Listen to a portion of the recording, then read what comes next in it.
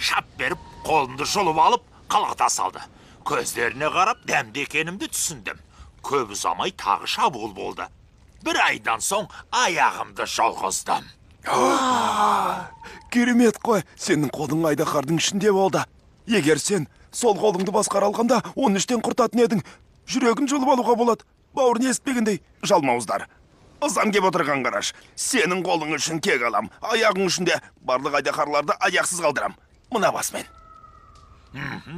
Жоқ, олардың әлсіз жері қанаттары мен құйрықтары.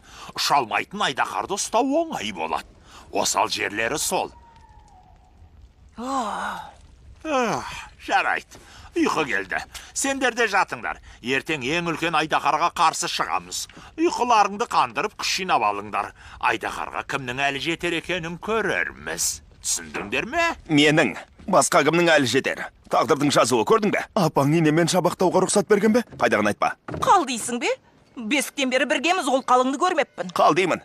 Сен аңғармағансың ғой.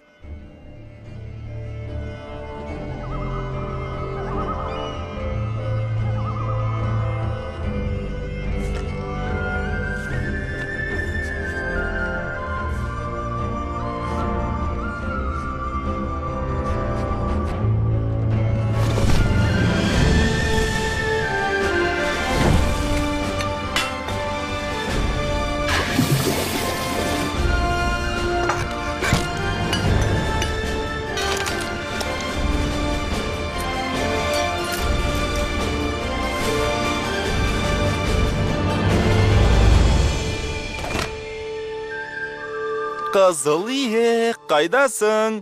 Саған таңғаса келдім. Ой, қарның ашып қалған шығар, я? Мұнаны қара. Мінекей, иснай.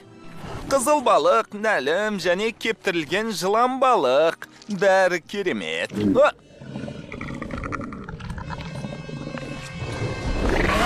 Жоқ, кетпе, алып тастайым.